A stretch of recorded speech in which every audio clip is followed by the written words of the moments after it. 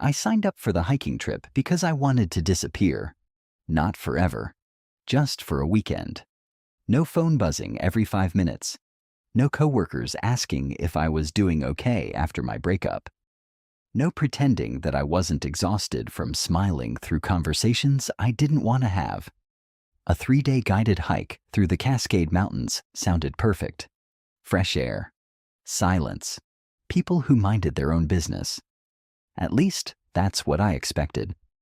Instead, I met Kieran, and before the weekend was over, he would tell me something about myself that I had never admitted to another living person.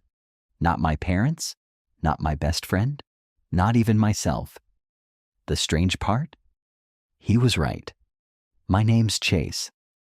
I'm 27 and work as a graphic designer in Seattle. Most people think my job is exciting. It isn't. It's deadlines, endless revisions, and clients who somehow describe colors as more expensive. After getting dumped 2 months earlier, I'd thrown myself into work until I realized I couldn't remember the last time I'd done something simply because I enjoyed it. That's why I booked the hiking trip. 3 days, 8 hikers, 1 professional guide, no experience necessary, perfect.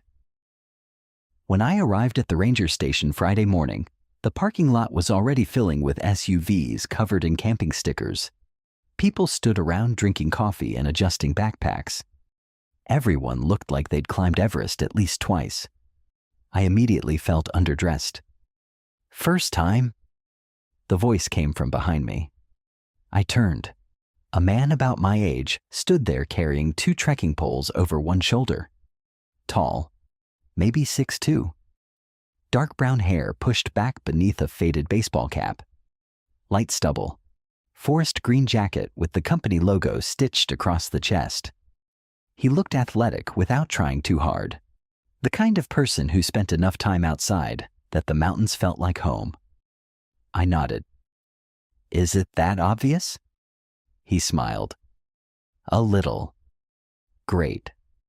I'm Kieran. He offered his hand. The guide. I shook it. Chase. Nice to meet you. His handshake was firm but relaxed. You'll be fine, he said.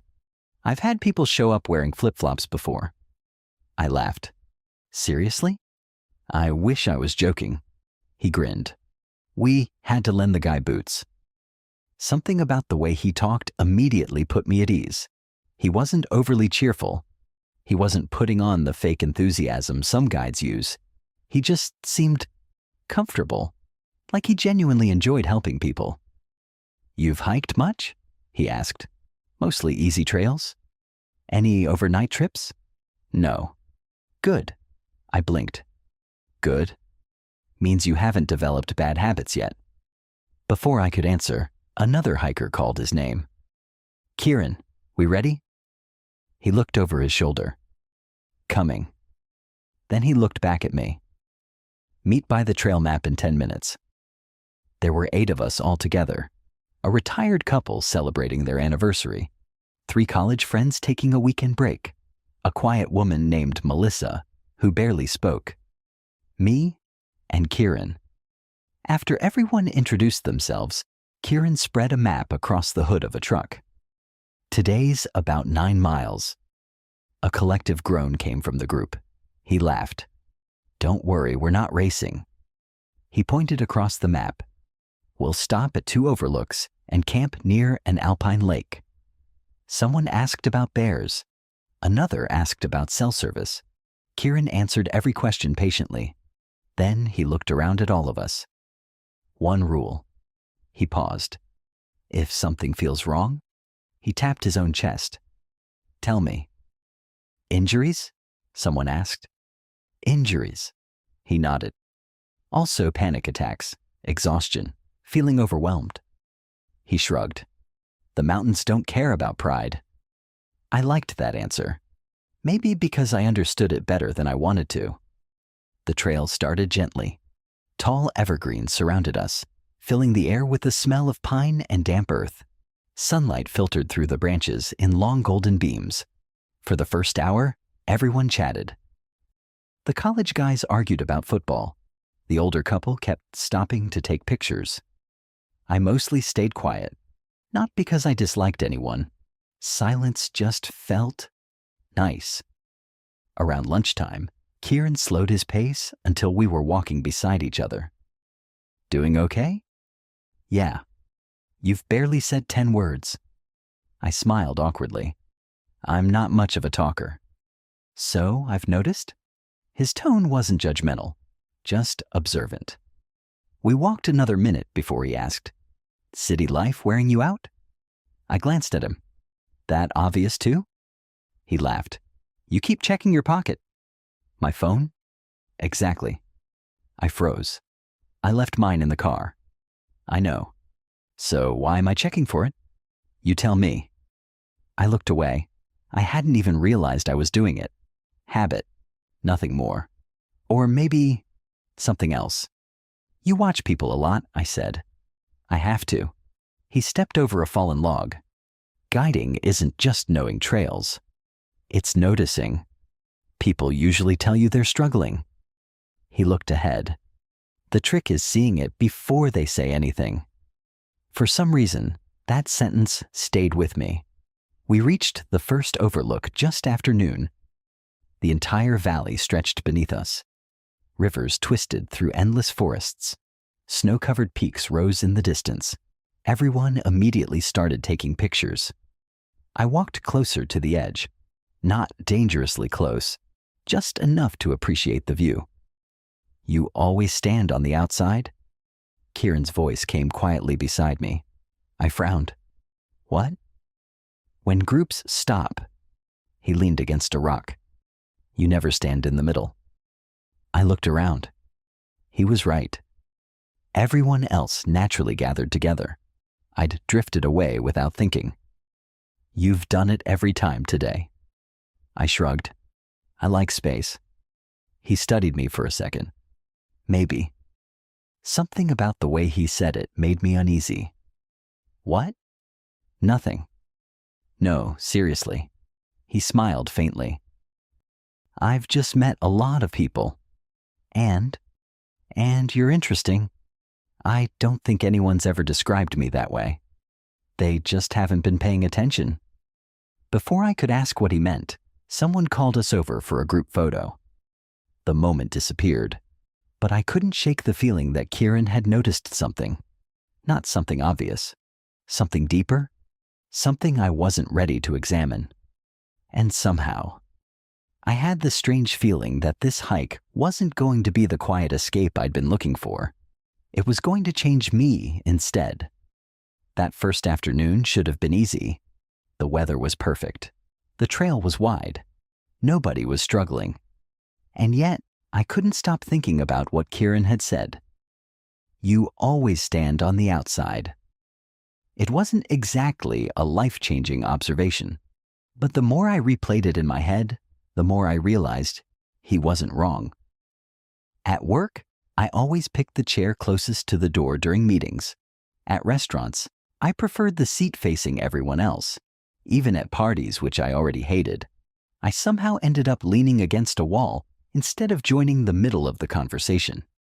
I'd always chalked it up to being introverted. Now I wasn't so sure. The trail became steeper after lunch. Switchbacks carried us higher through dense evergreens before the trees gradually opened into rocky slopes covered in wildflowers. The air felt cooler, cleaner. Every breath seemed to wash away another layer of city stress. Ahead of me, Kieran stopped beside a stream. Water break.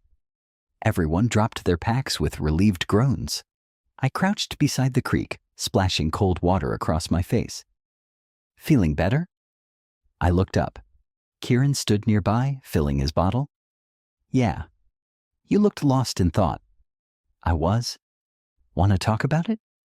I smiled. "You ask that to everyone?" "Only the quiet ones." "And what do the loud ones get?" "Earplugs." I laughed. He looked strangely pleased with himself. The group started hiking again, but the trail narrowed until we naturally fell into single file. For almost 20 minutes, it was just me directly behind Kieran. He moved with an effortless confidence that made the uneven ground look flat. Every few minutes he'd glance back to make sure everyone was keeping up. Not once did he seem impatient. At one rocky section he stopped and offered me a hand. "I've got it." "You probably do." He kept his hand there anyway. "It's easier." I hesitated before taking it. His grip was steady, warm. He let go the second I found my footing. No lingering touch, no awkward moment, just practical. Still, for some reason, my pulse had picked up. By late afternoon, we reached the Alpine Lake. It looked almost unreal. Crystal clear water reflected the mountains so perfectly that the shoreline disappeared into the mirror image. The campsite sat beneath a grove of tall pines overlooking the lake. "Home for the night," Kieran announced. Everyone immediately got busy pitching tents. I wrestled with mine for nearly 15 embarrassing minutes. The poles refused to cooperate. The rainfly somehow ended up backwards. I muttered something under my breath. "Need a hand?" I sighed.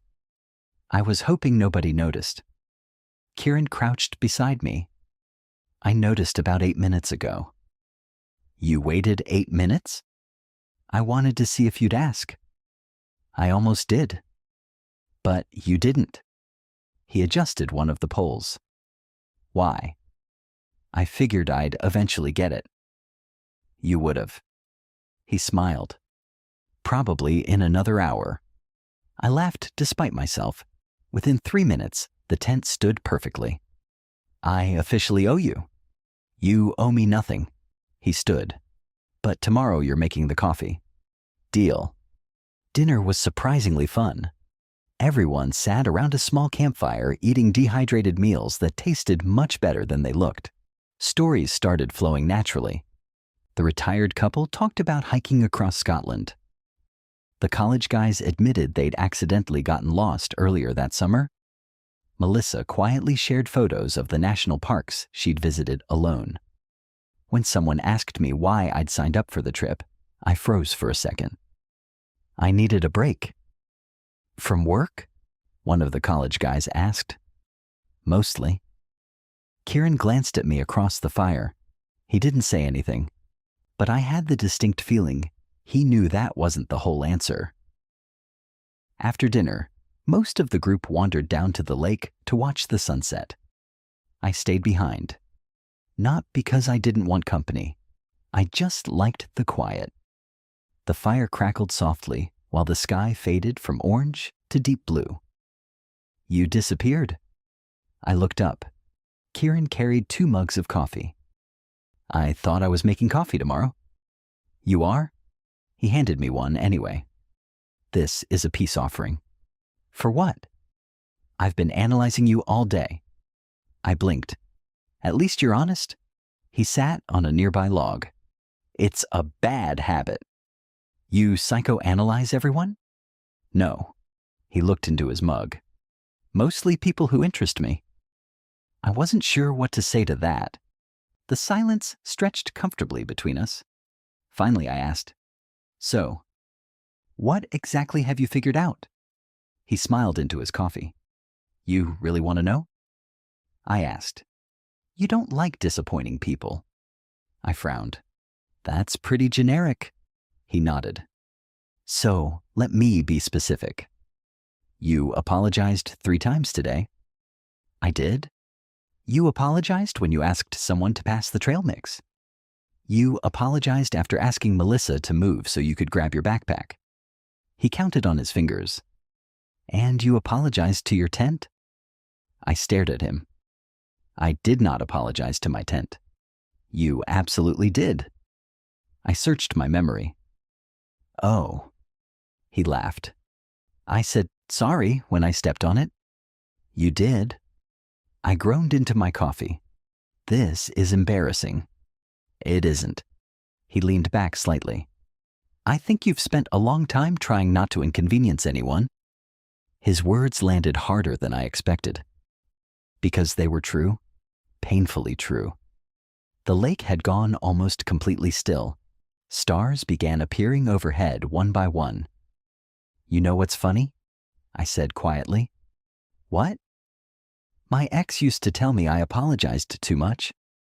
Kieran didn't interrupt. He said I acted like I needed permission to exist. The words slipped out before I could stop them. I immediately regretted saying them. But Kieran didn't react with pity. He simply nodded. That must have hurt. It did. He wasn't completely wrong. I looked at him sharply. He met my eyes. But he shouldn't have made you feel small because of it. I stared into the fire. No. He should have asked why. The crackling wood filled the silence. After a while, Kieran spoke again. Can I tell you something? Sure. I don't think this hike is actually about your breakup. I looked at him. I think that's just the excuse you gave yourself. My chest tightened. Then what's it about? He watched the flames for a long moment before answering. I don't know yet. He smiled faintly. But I have a feeling. His eyes met mine. You came up here looking for someone else's answers. He paused. When the ones you need have been yours all along. For the rest of the evening, neither of us said much. We didn't need to. The silence somehow felt different now. Less empty, more understood. As I finally crawled into my sleeping bag, I realized something that surprised me. For the first time in months, I wasn't replaying my breakup. I was replaying a conversation with a hiking guide who seemed to notice things I'd spent years hiding. And somehow, that was even more unsettling. I woke up just before sunrise. For a few confused seconds, I had no idea where I was. Then I heard the soft rustling of wind through the pines, smelled damp earth, and remembered the hike, the lake, Kieran. I unzipped my tent and stepped outside. The campsite was almost silent. Mist floated just above the surface of the water, turning the entire lake silver. It looked unreal. Couldn't sleep either? I turned. Kieran stood near the fire ring with a small camping stove already going. He was wearing a dark hoodie over yesterday's hiking clothes, both hands wrapped around a mug. I guess not. He smiled. You promised to make coffee. I did. So, he pointed toward the stove. Don't let me down. Making coffee turned out to be much harder than it looked. I somehow managed to spill grounds onto the camp table. Then I almost poured boiling water onto my own hand. Kieran leaned against a tree, watching the entire disaster unfold. You enjoying this? A little. You could have helped. I could. He took another sip. But watching you argue with a coffee filter is entertaining. I wasn't arguing. You absolutely were. I was negotiating. That earned another laugh. It was becoming one of my favorite sounds.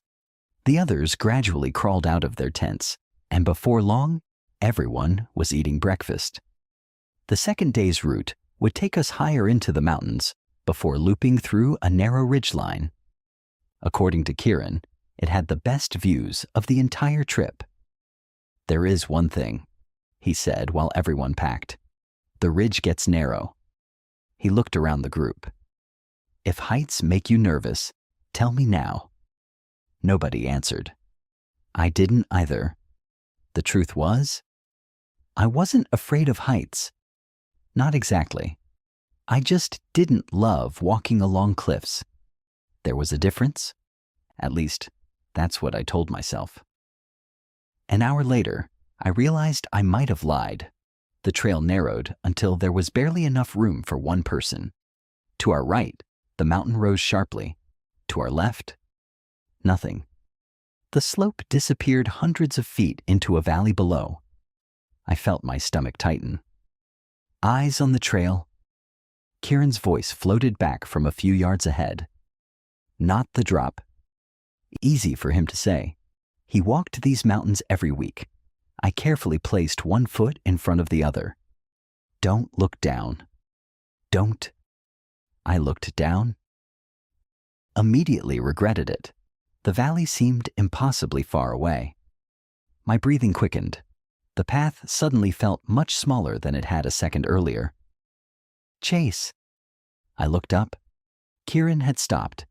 The rest of the group continued around the bend ahead, leaving just the two of us. You okay? Yeah. He raised an eyebrow. No. I let out a shaky breath. I just need a minute. Take one. He stepped closer without crowding me. No rush. I feel ridiculous. You shouldn't. I've done harder hikes than this. He looked at the trail. Maybe. Or maybe today's different. I frowned. What do you mean? You've been carrying a lot lately? His eyes met mine. Tired people lose confidence faster. I blinked. He wasn't talking about hiking anymore. Can I show you something? I nodded. Kieran pointed toward the mountains across the valley. What do you see? The peaks. The trees. The river? Good. He nodded. Notice what you didn't say. What? You didn't mention the drop. I frowned. Because you told me not to look at it. Exactly. He smiled. Your brain gets to choose where it focuses. He tapped his temple. So does the rest of your life. I stared at him. You really do turn everything into life advice. I spend a lot of time walking. He shrugged. I think too much. Apparently. He laughed. Now. He extended his trekking pole toward me. Let's keep moving. You don't think I can do it? I know you can. He paused. I just think everyone deserves a little extra balance sometimes. I accepted the pole. Not because I needed it. At least, that's what I wanted to believe. The truth was, it helped. More than I expected. We walked the rest of the ridge together, not talking much, just matching each other's pace. By the time we reached the overlook, my heartbeat had finally slowed. The entire group cheered at the view. It really was incredible. Clouds drifted beneath distant peaks, like waves across an ocean. Melissa quietly took pictures. The college guys argued over which mountain was tallest. I found myself standing beside Kieran again. You did good? I almost panicked. But you didn't. No. He looked at me thoughtfully. You know what I noticed? I'm almost afraid to ask. You trusted me. The words caught me off guard. I guess I did. I don't think that's easy for you. I didn't answer, because once again, he was right. That afternoon, we stopped beside a waterfall for lunch. Most of the group wandered closer to the water. I stayed behind, sitting on a smooth boulder overlooking the valley. Kieran eventually joined me. Mind if I sit? It's a free mountain. He chuckled before lowering himself beside me. For a while, we simply listened to the rushing water. Then he asked quietly, Can I ask you something personal? I hesitated. Depends. When's the last time someone really knew you? The question hit harder than I expected. My parents know me. They know the version you show them. My friends. They know the funny version. My coworkers. They know the professional version. He looked at me. I'm asking about you. I opened my mouth. Nothing came out because I genuinely didn't know the answer. I used to tell people everything. My voice sounded strangely distant. When I was younger. What changed? I learned it was easier if I didn't. Easier for who? I stared at the waterfall. I don't know. Everyone. Kieran nodded slowly. That's what I thought. You did? You spend a lot of energy making other people comfortable. He smiled sadly. But I don't think many people have ever asked if you're comfortable. The words settled between us. Heavy. Quiet. True. As we packed up to continue hiking, Kieran rested a hand briefly on my shoulder. Just for a second. You know, he said softly, I've been wrong before. I looked at him. But I don't think I'm wrong about this. About what? He adjusted his backpack. I think you've spent years becoming whoever everyone else needed. His expression grew thoughtful. And somewhere along the way, he met my eyes. You stopped asking yourself who Chase actually is. For the rest of the afternoon, I couldn't stop thinking about that sentence, because no one had ever asked me that before. Not directly, not honestly. And for the first time, I wasn't sure I knew the answer. By the time we reached the second campsite, my legs were burning. The trail had been longer than expected, climbing through loose rock before descending into a meadow surrounded by towering evergreens. A narrow creek cut through the middle of the clearing, its water clear enough to see every smooth stone on the bottom. Kieran dropped his pack with a satisfied sigh. That's it for today. A chorus of relieved groans answered him. Tomorrow's easier, he added. One of the college guys laughed. You said that yesterday. And I wasn't lying. You just forgot to mention the uphill parts. Kieran grinned. Details.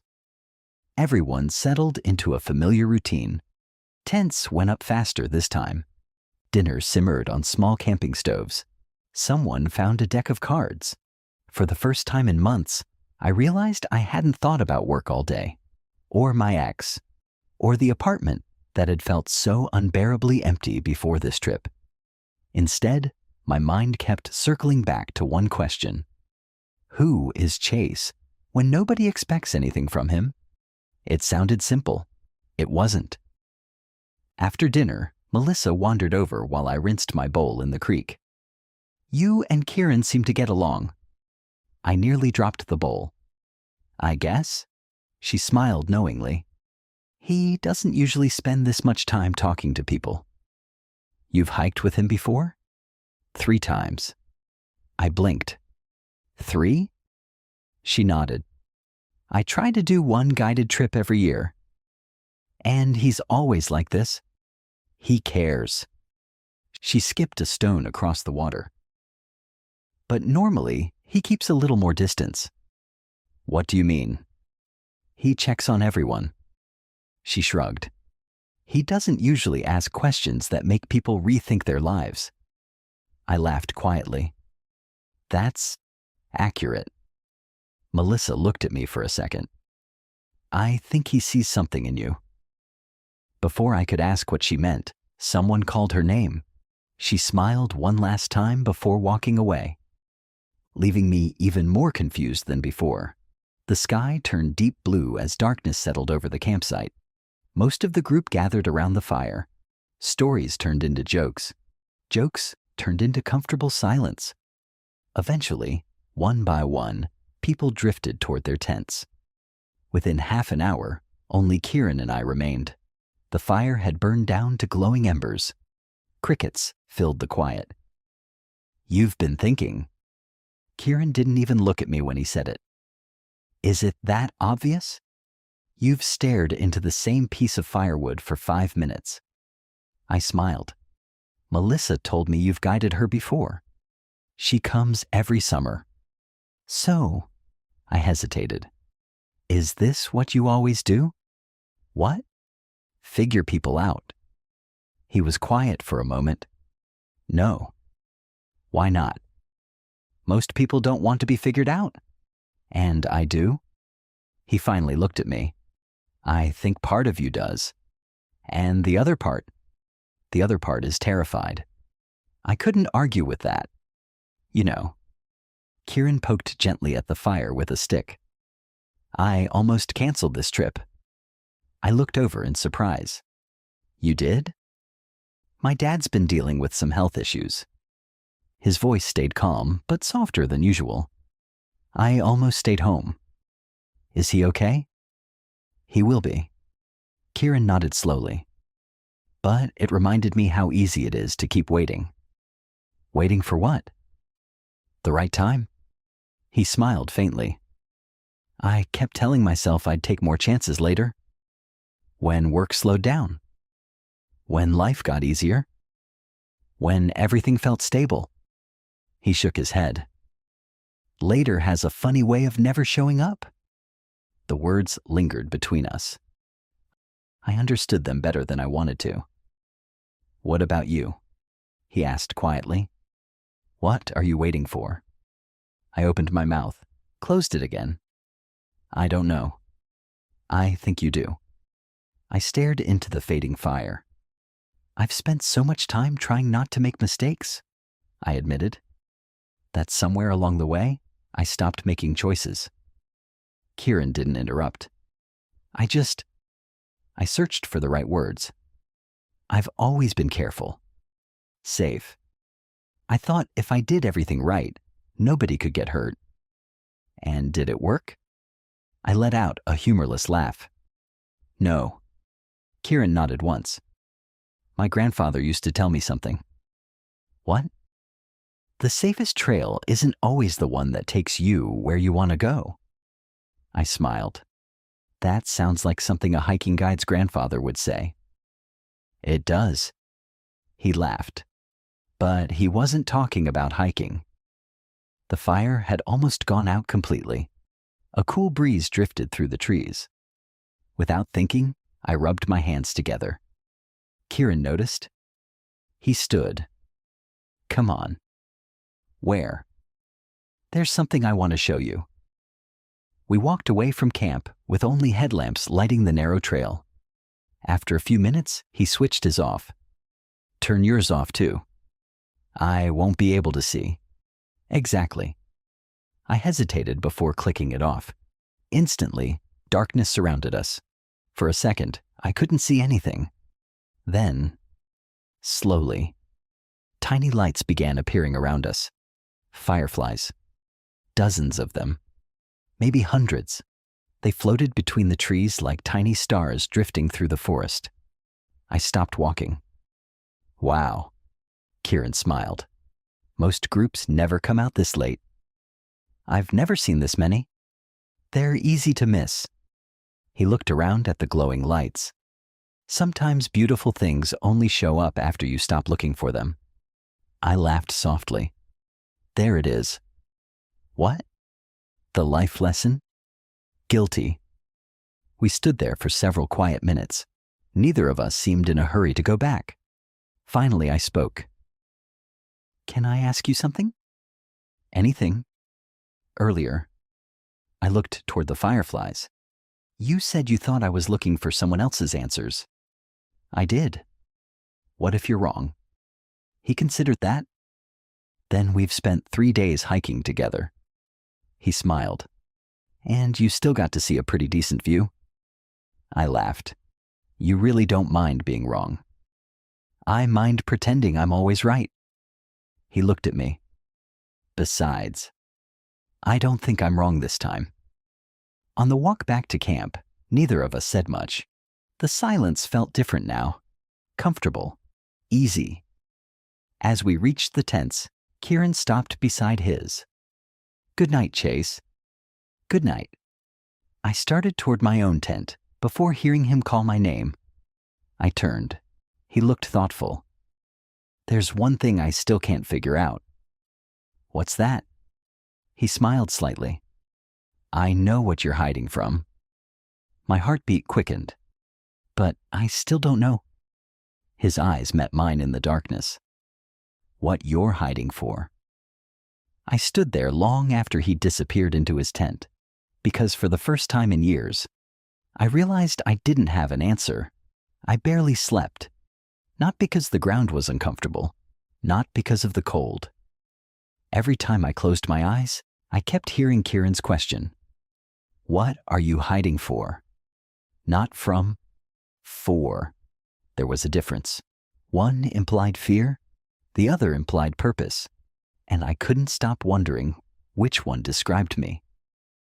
The final morning started with gray clouds rolling over the mountains, nothing threatening, just enough to hide the sunrise. By 8 o'clock, camp was packed, breakfast was finished, and everyone was tightening the straps on their backpacks. Kieran looked up at the sky. "We might get a little rain." One of the college guys groaned dramatically. "I specifically ordered sunshine." "You'll have to file a complaint with the weather?" That earned a few laughs. Then he looked around at all of us. Last day. Let's get everyone home in one piece. The trail wound downhill through thick forest. The conversations came easier now. The group no longer felt like strangers. People traded snacks, joked about sore muscles, shared photos they'd taken over the weekend. Somewhere along the trail, I realized I was smiling without forcing it. That hadn't happened in a long time. Around midday, the rain finally arrived. It wasn't heavy, just a steady drizzle that turned leaves glossy and filled the air with the smell of wet cedar. Everyone stopped to pull waterproof jackets from their packs. I reached into mine. Empty. Seriously? I'd left mine in my car. Kieran noticed immediately. No rain jacket? I forgot it. He sighed with exaggerated disappointment. Rookie mistake. I've gathered that. Without another word, he unclipped his own lightweight shell. Take mine. What? I've got another layer underneath. I can't. You can. He held it out. I'm the guide. If anyone gets soaked, it shouldn't be the guest. I hesitated. What about you? He smiled. I've walked through worse. Reluctantly, I accepted. The jacket was still warm. It smelled faintly of pine, coffee, and whatever detergent he used.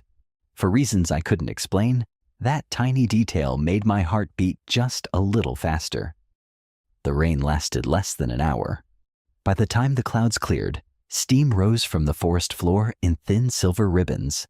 Everything looked brighter, cleaner. We stopped beside a fallen cedar for lunch. The others spread out nearby. Kieran sat beside me, eating trail mix from a small bag. So, he nudged my shoulder lightly. You've been unusually quiet today. I've been thinking. I know. You always know. I pay attention. I smiled. I've noticed. After a few minutes, I asked the question that had been bothering me since yesterday. Can I ask why you became a guide? He looked out across the trees.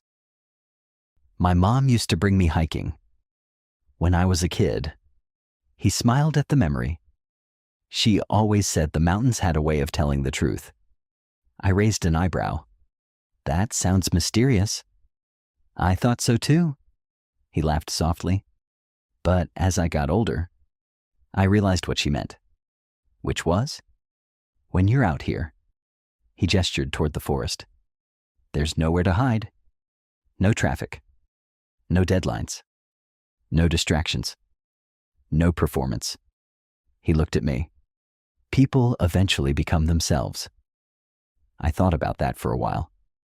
And what if they don't know who that is anymore? His expression softened. Then maybe that's what the trail is for? The rest of the hike passed surprisingly quickly. The parking lot finally came into view through the trees. Everyone cheered. Some because the trip had been incredible. Others because their feet desperately wanted a break. Backpacks hit the ground. People exchanged numbers. The retired couple hugged everyone. The college guys promised they'd come back next year. Melissa hugged Kieran before heading to her car. Same time next summer? He smiled. I'll be here. One by one, the parking lot emptied. Soon it was just me, Kieran, and a handful of remaining vehicles. I loaded my backpack into my trunk. I should have left. Instead, I found myself walking back toward him.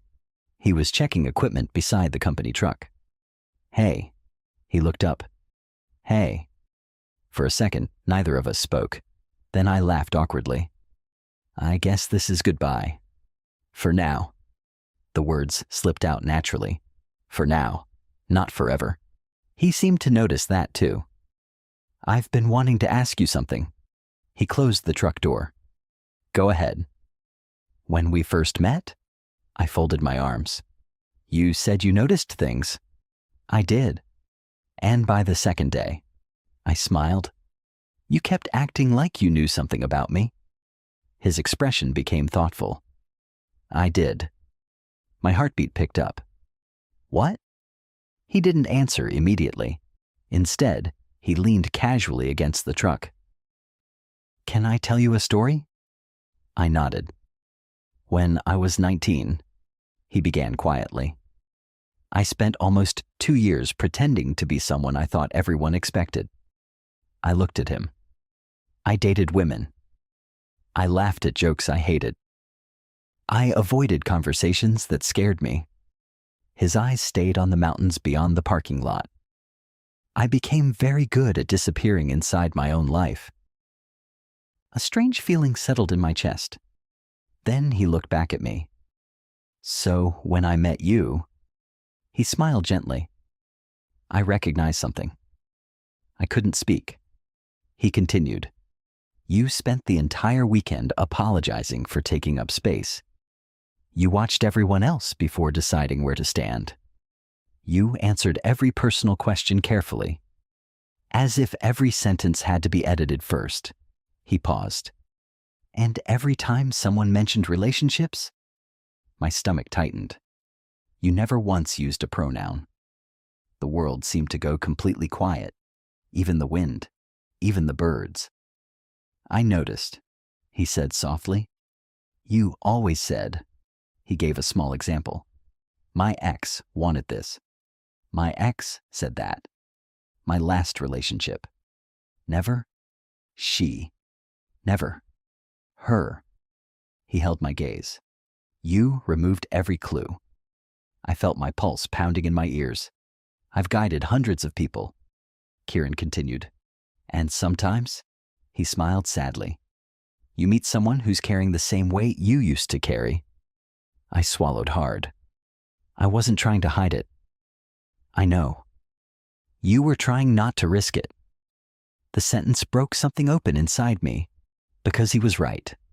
I hadn't been lying. I'd simply been editing myself, the way I'd done for years, without even realizing it anymore. I never told anyone here, I whispered. I know. I never said, I know. He stepped a little closer. I didn't figure out that you're gay because I'm psychic, Chase. A tiny smile crossed his face. I figured it out because he rested a hand over his own chest. I remember what it looked like before I stopped hiding too. I stared at him, unable to find a single word. For the first time in my life, someone had seen the truth I'd spent years quietly protecting, not because I'd confessed it, because they'd lived it too. Neither of us spoke for what felt like a full minute. The parking lot had almost emptied. A pickup truck rolled away in the distance. Somewhere farther down the road, a raven called from the trees. Everything else felt strangely still. I looked down at the gravel between my boots. My voice caught. I've never had someone figure it out before. Kieran nodded. I know. I thought I was careful. You were. He didn't sound smug or proud, just understanding. You didn't slip up. You just looked familiar. I let out a slow breath. I came out to exactly 3 people. The words surprised even me. I'd never admitted that number out loud before. My sister, my college roommate, and my ex. Kieran listened quietly. No one else? I shook my head. My parents are traditional. They're good people? I searched for the right words.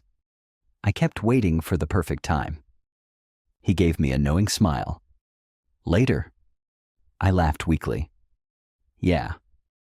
Later. I spent years doing the same thing. He leaned against the truck.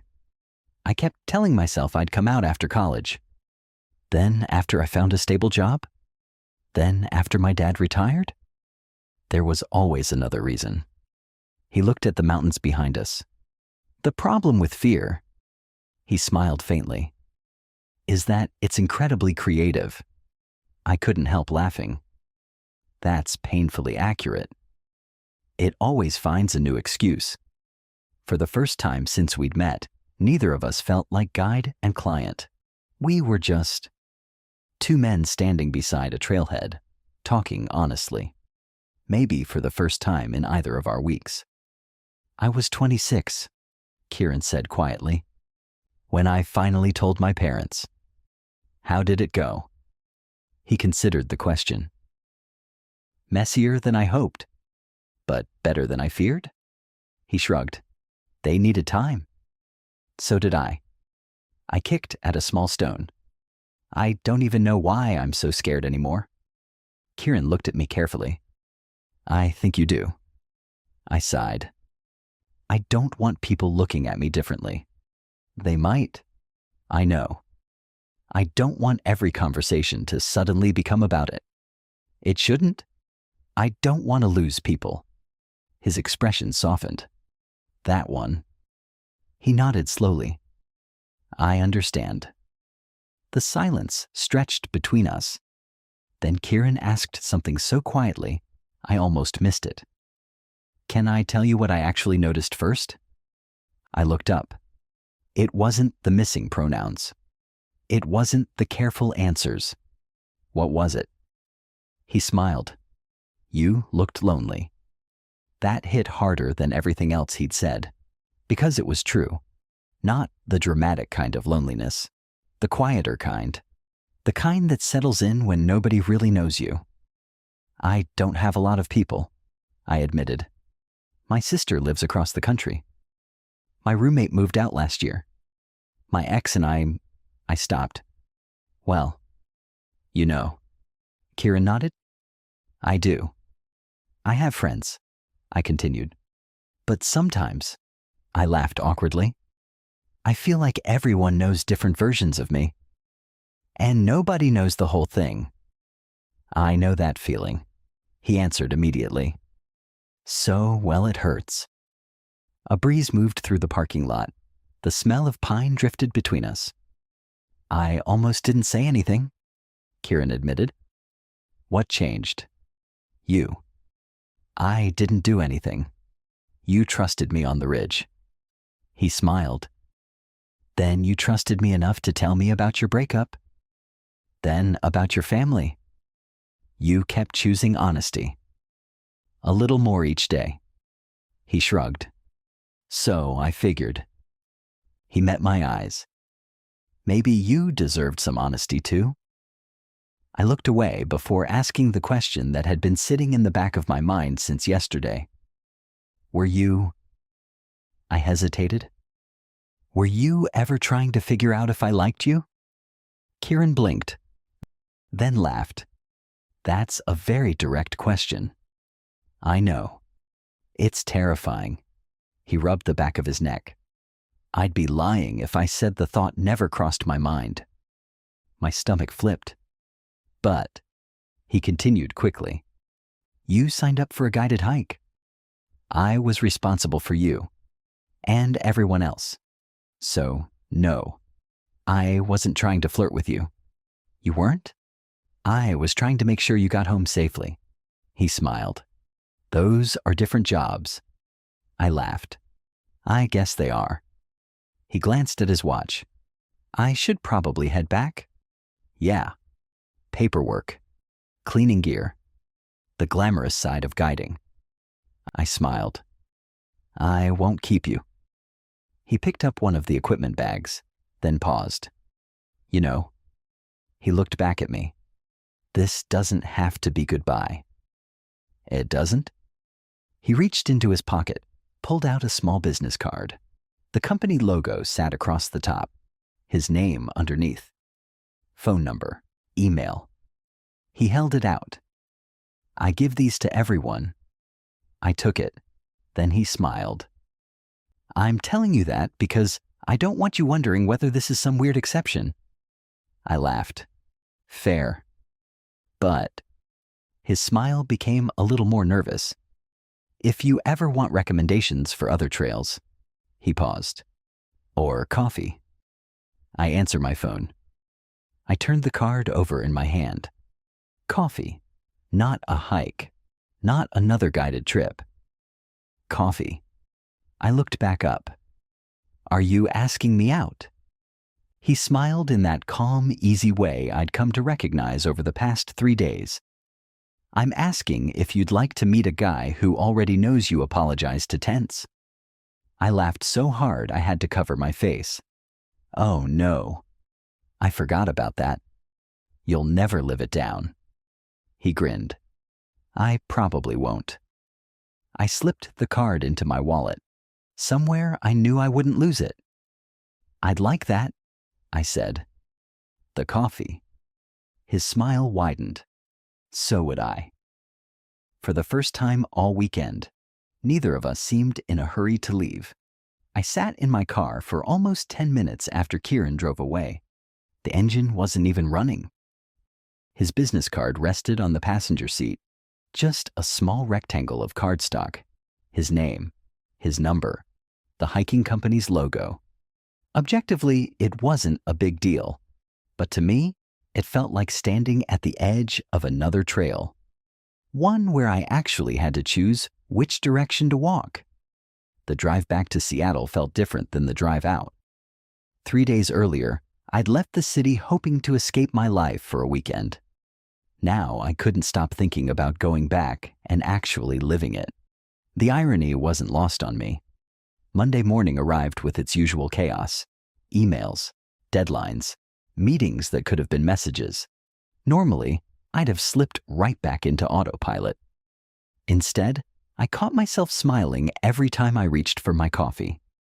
My coworker Jenna noticed almost immediately. Okay. She leaned against my desk. What happened? What do you mean? You went hiking looking like someone had canceled Christmas. She narrowed her eyes. And now you're smiling at spreadsheets. I laughed. Maybe the mountains fixed me. They definitely didn't. She crossed her arms. So, who is he? I nearly choked on my coffee. What? I've known you for 4 years. She grinned. That smile means there's a guy. For a split second, the familiar instinct returned. Deflect, change the subject, laugh it off. The same reflex I'd relied on for years. Then I heard Kieran's voice in the back of my mind. You answer every personal question carefully. I looked at Jenna. Really looked at her.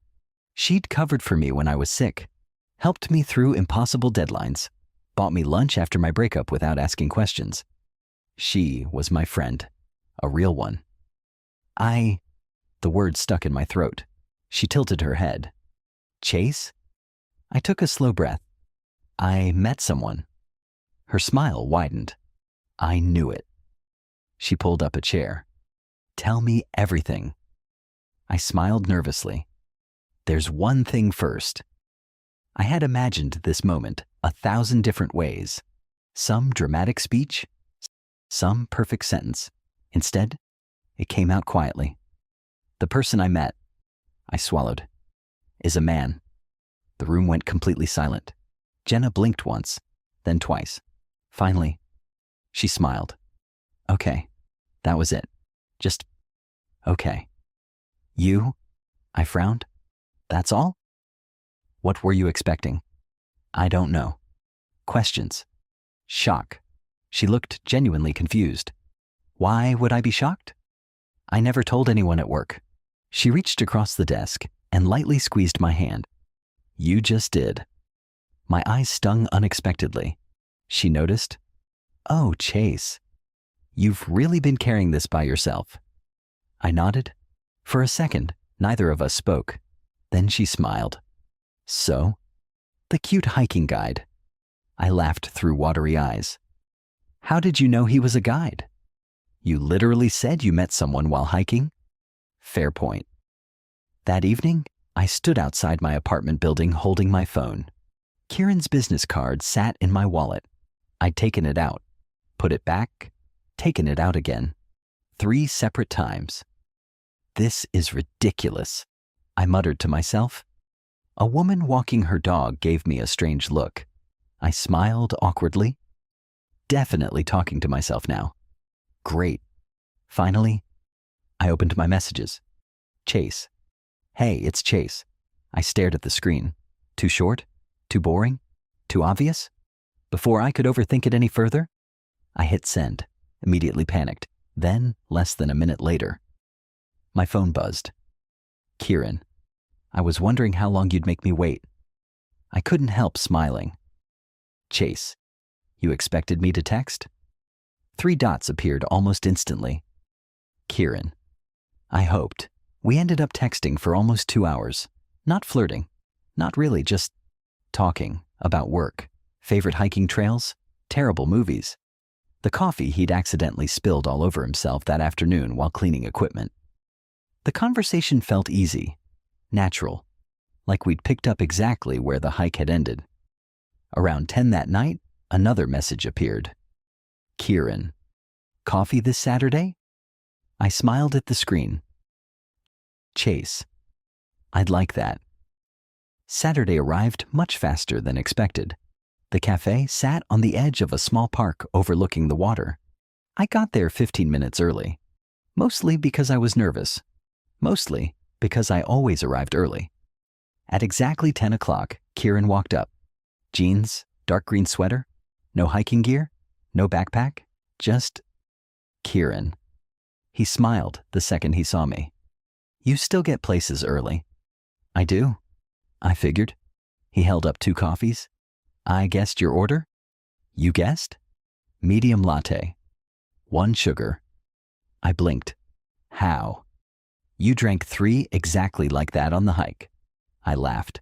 You really do notice everything. Occupational hazard. We spent almost 4 hours talking. Not about coming out. Not about fear. Not about hiding. Just life. Childhood stories. Travel plans. Embarrassing first jobs. Books we'd loved. Music we'd secretly listened to on repeat. Every hour that passed made it feel less like a first date and more like continuing a conversation we'd started on a mountain. Eventually, we wandered into the park. The afternoon sun reflected across the water. Families played with their kids. Dogs chased tennis balls across the grass. It all felt wonderfully ordinary. I've been meaning to ask, Kieran said. What? How did it go? I knew what he meant. I told someone. His face lit up. You did? My coworker. He smiled. How do you feel? I thought about it. Lighter. Scared. Relieved. All at once. He nodded. That sounds about right. We stopped beside the railing overlooking the water.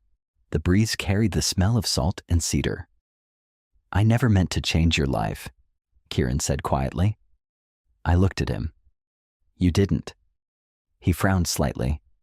You reminded me. I smiled. That it was mine. For a long moment, neither of us spoke. Then our hands brushed against each other on the railing. Neither of us moved away. Instead, our fingers slowly intertwined. No audience. No dramatic music. Just 2 people standing beside the water. Choosing not to let go. It's strange how quickly a life can start feeling different. Not because everything changes overnight, but because one small decision leads to another. And another. Until one day you realize you're standing somewhere you never imagined you'd have the courage to reach. That's what happened to me. It didn't happen on the mountain. It happened afterward. One honest conversation at a time. Coffee became dinner. Dinner became Sunday walks. Sunday walks became weekend hikes, this time with just the 2 of us. Without a group. Without schedules. Without Kieran wearing the guide badge. The first hike felt completely different. You're walking in the middle. I looked over at him. What? He pointed ahead. You used to always stay on the outside. I hadn't even noticed. He smiled. Told you? I laughed. I guess you were right. It happens occasionally. Don't get used to it. The weeks passed naturally. Nothing felt rushed. There wasn't some dramatic confession or movie-style kiss in the rain. Just hundreds of small moments. Him bringing me coffee before I asked. Me remembering how he liked his burgers cooked. Late-night phone calls that somehow lasted until 1 in the morning. Comfortable silence that never needed filling. It felt easy. I'd forgotten relationships could feel that way. About 6 weeks after the hike, I finally invited him to my apartment. I spent nearly an hour cleaning. Twice. Then rearranged pillows that didn't need rearranging. When the doorbell rang, I took one deep breath before opening it. Kieran stood there holding a paper bag. I brought dessert. You didn't have to. I know. He smiled. I wanted to. Dinner was simple. Pasta, garlic bread, wine neither of us knew enough about to judge. Afterward, we sat on the couch watching an old comedy we'd both seen a dozen times. Halfway through the movie, I realized neither of us was paying attention anymore. You've been thinking, Kieran said. I smiled. You still do that. I probably always will. He looked at me patiently. What is it? I stared at my hands. I told my sister. His face immediately softened. You did? I nodded. Yesterday. How'd it go? I laughed quietly. She got mad. My heart sank for a second as I remembered the call. Mad? She said. I smiled despite myself. She was upset I thought I'd lose her. Kieran reached over and squeezed my hand. That sounds like a good sister. She is. I just wish I'd trusted her sooner. A month later, I told my parents. It wasn't easy. There were tears, long silences, questions nobody knew how to answer yet. My mom cried because she felt guilty that I'd carried it alone for so long. My dad barely spoke during dinner. When I drove home that night, I honestly didn't know what would happen next. 3 days later, he called. I don't understand everything yet, he admitted. But you're still my son. I pulled my car over before I started crying. That evening, I showed up at Kieran's apartment without warning. He opened the door, immediately noticing my red eyes. Hey, he said softly. What happened? Instead of answering, I hugged him, tightly. For several seconds, neither of us moved. Then I whispered. My dad called. Kieran didn't ask anything else. He simply held me while I found the words. Winter arrived. The mountains turned white. The hiking company closed several trails until spring. One snowy Saturday, Kieran convinced me to try snowshoeing.